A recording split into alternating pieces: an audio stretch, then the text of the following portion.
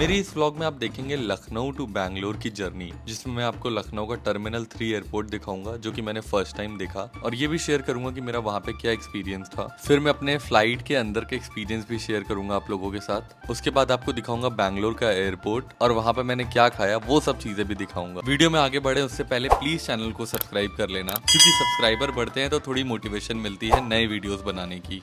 तो गाइस अभी बज रहे हैं 7:20 और निकलने का टाइम हो रहा है एयरपोर्ट के लिए।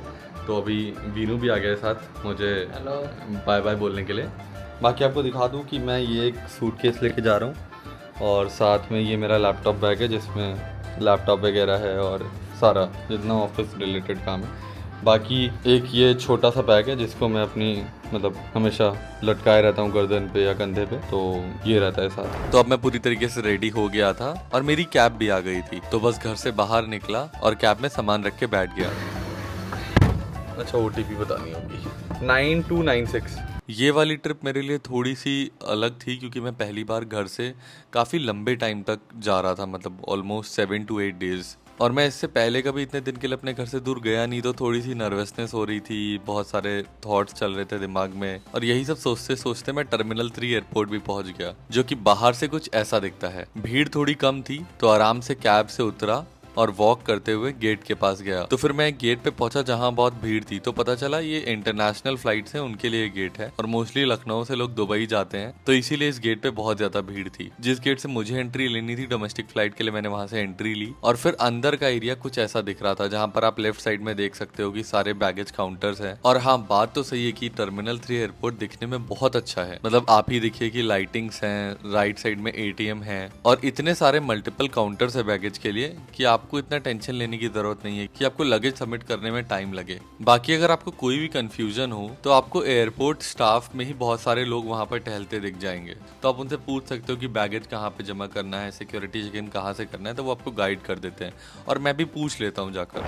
तो यार अभी तो मैंने एयरपोर्ट के अंदर एंट्री ले ली है, अब बस अपना लगेज जमा करना है और सिक्योरिटी चेक इन वगैरह करना है, लेकिन ये आराम से हो जाएगा, थोड़ा टाइम लेके। अभी सूरज का भी वेट कर लेते हैं कि वो आ जाए, जो मेरे साथ जा रहा है। अगर आप लोगों को नहीं पता है तो सूरज भी साथ जा रहा है, जो कि मेरा ऑफिस का लीग ही है। तो अब बारी आ गई थी टर्मिनल 3 के सबसे खूबसूरत एरिया से निकलने की। इसको मैंने व्लॉग्स वगैरह में बहुत देखा है और मैं फर्स्ट टाइम खुद एक्सपीरियंस कर रहा था इसे सामने से, तो देखने में तो एक्चुअली बहुत अच्छा है, बहुत यूनिक लगता है। और जब हम इस एरिया से अंदर जाते हैं तब हमको शॉप्स वगैरह और बैठने के लिए सोफाज, एक तरीके का वेटिंग एरिया ये बना हुआ है जहाँ पर आप बैठ भी सकते हो और शॉपिंग भी कर सकते हो। और यहाँ से निकलने के बाद राइट साइड में ही आपको सारे गेट्स मिल जाएंगे फ्लाइट में बोर्ड करने के लिए। तो अभी मेरे पास बहुत टाइम था, इसीलिए मैंने सोचा कॉफी पी लेता हूँ। तो यहाँ पे एक आउटलेट था कॉफी का, तो मैंने वहाँ पे कॉफी ऑर्डर की, और वैसे भी चल चल के काफी थक गया था तो सोचा बैठ भी जाऊँ थोड़ी देर। फिर कॉफी आती है, कॉफी को पीता हूँ और फिर निकल जाता हूँ अपने बोर्डिंग गेट की तरफ। फिर मुझे वहाँ पर सूरज भी मिल जाता है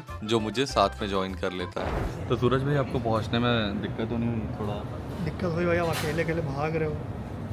यार क्योंकि मैं थोड़ा सा नर्वस था ये सोच के कि यार ना पहली बार मैं टर्मिनल 3 पे आ रहा हूँ तो सारी चीज़ें नॉर्मली हो जाएं, स्मूथली हो जाए। तो मैंने कहा कि सूरज जब तक आता है तब तक मैं ट्राई करता हूँ। तो वैसे सब कुछ हो गया, लेकिन बस थोड़ा सा प्रॉब्लम आई थी, तो बस अभी बैठ गए हैं अपने गेट पे जहाँ से हमें मतलब फ्लाइट के लिए ऑन बोर्ड होना है। इसके बाद हम वेट करते हैं बोर्डिंग शुरू होने का। तो अब हम मूव करते हैं उस पैसेज की तरफ जहाँ से हमें फ्लाइट के अंदर एंट्री लेनी है। तो अंदर पहुँचते ही काफ़ी लंबी लाइन लगी होती है और धीरे धीरे बोर्डिंग हो रही होती है।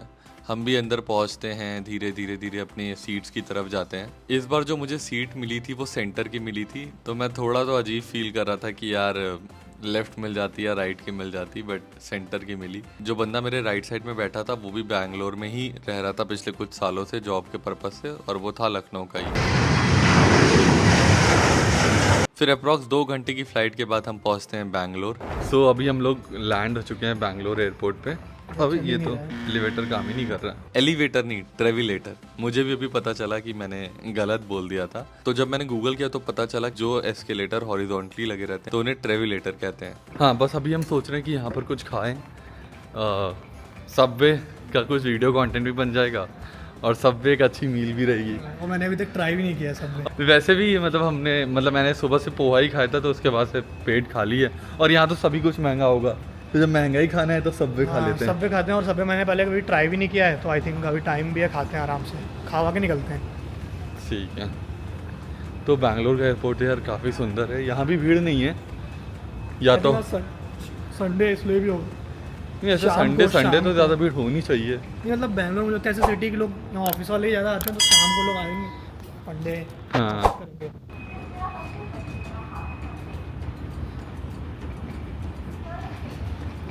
ऐसे जुरासिक पार्क जैसा फील आ रहा है। काफ़ी सही बना रखा है। फिर हमने सबसे पहले अपना लगेज कलेक्ट किया। अपना लगेज कलेक्ट करने के बाद हम पहुंचे कुछ खाने के लिए। वैसे सोचा तो सबवे जाने का था, लेकिन फिर हम पहुंच गए वेंडीज बर्गर, जहां पर हमने अमेरिकन बारबेक्यू बर्गर खाया था, जो कि वेज था और टेस्ट में बहुत बढ़िया था। मतलब काफी जूसी, बन भी काफी सॉफ्ट, और जो सॉस यूज हुई थी बारबेक्यू की, उसका भी टेस्ट बहुत बढ़िया था। बर्गर खाने के बाद हमने कैब बुक की और निकल गए अपने होटल की ओर। फिर कैब में बैठकर हमने इधर उधर के नजारे देखे, क्योंकि हमारा होटल एयरपोर्ट से 1 से 1.5 घंटे की दूरी पे था। बाकी मैंने अपने बैंगलोर के काफी सारे YouTube शॉर्ट्स अपलोड किए हुए हैं, अगर आपने नहीं देखे तो उन्हें जाके प्लीज चेकआउट करना। तो ये मेरा और सूरज के लिए, मतलब हमारे लिए सेकेंड टाइम है जब हम लोग बैंगलोर आ रहे हैं, है ना सूरज, तुम्हारे लिए भी? Second time. तो ऑफिस के काम से ही आ रहे हैं। हाँ, ऑफिस के लिए ही आ रहे हैं। इनकेस अगर आप नहीं जानते मैं काम करता हूँ, तो मैं कुकू एफएम में काम करता हूँ। उसका भी व्लॉग आएगा अगर मैं ऑफिस जाऊँगा तो आपको, अगर क्या ऑफिस जाऊँगा ही तो आपको दिखाऊँगा। तो बैंगलोर मतलब पहली बार, मतलब जब फर्स्ट टाइम आए थे तब तो बहुत ही ज़्यादा स्ट्रिक्ट मतलब काम था कि सुबह ऑफिस गए, शाम को वापस होटल आ गए, यही थी जितनी रूटीन लाइफ थी। और मैं जिस दिन आया उस दिन, मतलब जिस दिन आए उस दिन से ऑफिस जाने लगे, और जिस दिन से ऑफिस ख़त्म हुआ उस दिन वापस घर निकल गए फ्लाइट लेके। सूरज और बाकी लोग तो फिर भी घूमने चले गए थे। कहाँ पर? गोकर्णा वो से करना क्या था इस बार। लेकिन मेरे पास भी थोड़ा टाइम रहेगा, क्योंकि हमारी फ़्लाइट संडे की है, तो फ्राइडे की शाम के बाद शायद हम कहीं पर ट्रेवल करने जाएं, सूरज और मैं। तो वो भी तभी पता चलेगा, उस पर ब्लॉग बनाएंगे, और तब मैं शायद थोड़ा बैंगलोर और डिस्कवर कर पाऊँगा, आसपास का एरिया देख पाऊँगा। अभी हम लोग एयरपोर्ट से बैठे और हमारा होटल करीब 1.5 घंटे की दूरी पे अप्रॉक्स, तो बस पहुंचने वाले हैं। 25 मिनट की दूरी और बची है।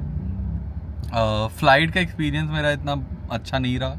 टेक ऑफ और लैंडिंग के टाइम पे मतलब मुझे बहुत ज़्यादा मोशन सिकनेस होने लगी। एक तो मुझे ये भी लगा कि बहुत ही अब्रप्ट वे में टेक ऑफ भी हुआ था, लैंड भी, और इतना यूज्ड टू भी नहीं हूँ मैं फ़्लाइट में बैठने का।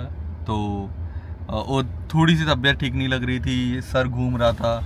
लेकिन एयरपोर्ट पे बैठकर हमने वेंडीज़ का बर्गर खाया, तो वो बहुत अच्छा था, वो खा के मज़ा आया।